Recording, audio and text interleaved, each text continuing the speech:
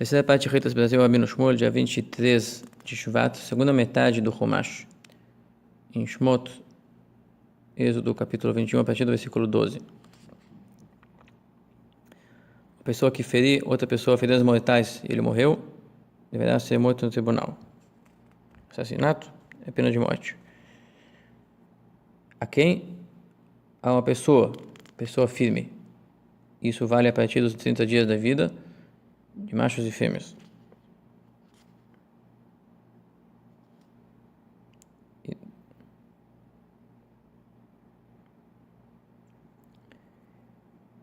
E o agressor só será punido assim quando ele for maior de idade. Obviamente, ou se for uma criança, então ele não é capaz de ter discernimento e não é punido com essa pena de morte. Agora, aquela pessoa que não planejou matar, não estava numa emboscada, e Deus trouxe à sua mão uma situação adversa de matar alguém sem querer. Então, Deus diz, eu irei te definir um local onde ele deverá se refugiar. Porque perante a lei da Torá, um parente chateado com essa morte indevida não é cobrado quando se vingar. Então, tem aqui um assassino involuntário. E pode haver um parente muito brabo.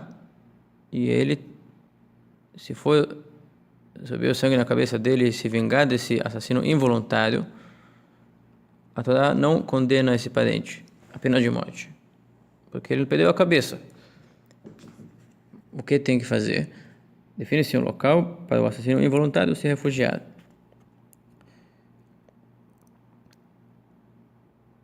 E o que acontece aqui? Por que Deus fez acontecer o pecado na mão dessa pessoa? Deus fez, porque o justo, como diz no Provérbios 12, 21, não acontece com o justo nenhuma maldade. Quando a pessoa acaba fazendo uma maldade sem querer, involuntariamente, mostra que ele já está corrompido com outras coisas e é punido com mais um pecado.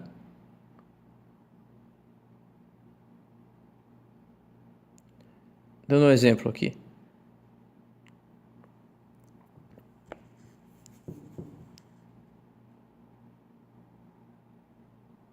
Que coisas acontecem com a providência divina para cada um pagar o que tem que pagar e ser punido com o que tem que ser punido. Se uma pessoa matou a outra involuntariamente, tem que se exilar, tem que sofrer o exílio. Se é um assassino proposital, deve ser morto. Se não tem testemunhas, então esse não foi morto e esse não foi exilado. O exemplo, Deus vai dar um jeito. Por exemplo, vai levar os dois para a mesma casa, para a mesma hospedagem, e vai acontecer o que tem que morrer por assassinato, senta embaixo de uma escadaria, digamos, e aquele que tem que ser exilado sobe na escadaria que está meio fraca, e ele cai em cima do primeiro e mata ele. Um assassino mata o outro sem querer, por cair em cima dele. E ali tem testemunhas. E aquele que matou sem querer acaba sendo exilado, e aquele que é assassino voluntário acaba sendo morto. E no deserto, o lugar de refugiar-se era no acampamento dos levitas. Ele ia para lá e ali ninguém podia se vingar dele. Se alguém se vingava dele ali, o vingador seria condenado sim. Seria cobrado.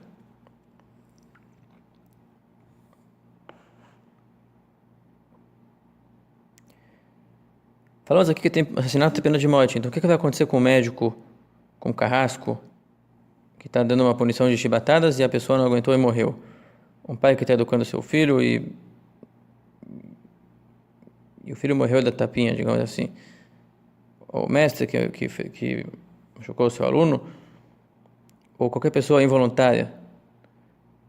Então aqui volta atrás e diz, quando essa situação de pena de morte, a pessoa que de forma planejada, de forma proposital, chegou sobre o outro, sobre o seu semelhante, para matá-lo.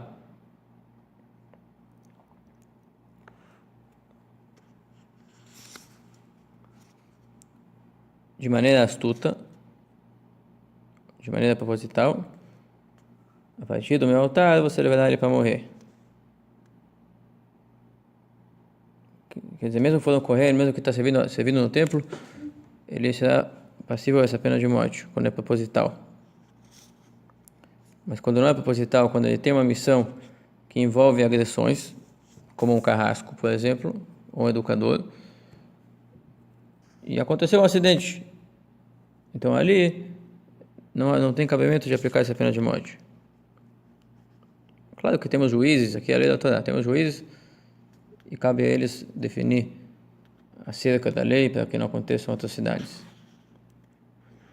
A pena de morte da Torá é uma obrigação que o povo tem perante Deus. Isso aqui não tem escape. Depois, quando administrar nossa vida, a gente tem direito de estabelecer mais leis que não permitirão acontecer as atrocidades ou punições, acidentes maiores. Segue aqui e diz: a pessoa que fere seu pai ou sua mãe, morto será. Isso aqui não é um ferimento que tira sangue. E essa morte aqui é enforcado. A pessoa que sequestra o outro e vende ele. O homem que sequestra o seu semelhante e vende ele, e for pego e encontrado, o sequestrado na mão desse algoz, o algoz será morto. Também a forca. A morte simples aqui é forca, nesse trecho aqui. E aquele que amaldiçoar seu pai e sua mãe, morto será.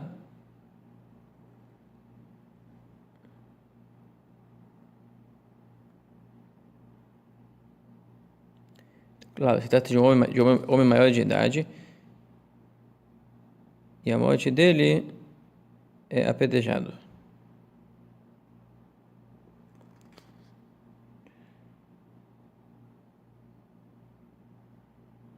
Se acontecer duas pessoas brigarem e um fere o outro com uma pedra, com um instrumento ou com um soco, e o agredido não morre, apenas fica enfermo. Se aquela pessoa agredida se cura ao ponto de poder caminhar, mesmo que tenha que se apoiar num cajado, num apoio, o agressor está livre da pena de morte, mas tem que indenizá-lo. Tem que indenizá-lo pelo tempo que ele não podia trabalhar, indenizá-lo pagando a medicação e todo o serviço de curá-lo. O Talmud também acrescenta ali os detalhes. Se for uma agressão que deixa ele com uma cicatriz, tem que pagar para ele um valor avaliado de indenização pela vergonha que ele passa, o valor da imagem agredida. E tem que pagar uma indenização pelo sofrimento de apanhar naquele momento. Então aqui fala de não trabalhar naquele tempo de se estabelecer e do valor da cura. O Talmud acrescenta também o valor do sofrimento. Se ele ficar... Então, o valor do sofrimento, o valor de não trabalhar, o valor da vergonha. Se ele amputar um órgão dele, tem que ter uma indenização específica do valor daquele órgão. São 5 itens.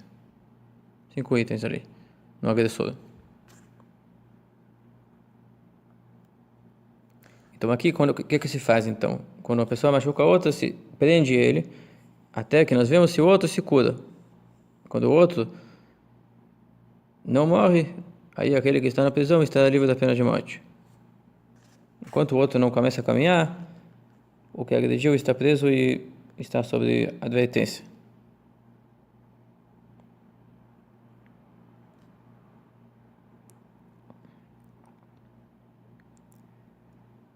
E esses itens de indenização estão espalhados na escritura aqui. Então, nesse momento aqui, falou apenas de 2 itens. Da cura, do fato de não poder trabalhar enquanto está se restabelecendo. E adiante vai falar, quando fala olho por olho, mão por braço, lá é a indenização de órgãos. Se amputou ele, tem que pagar o valor daquele órgão. Até aqui a porção do Chumash desse dia 23 de Shvat.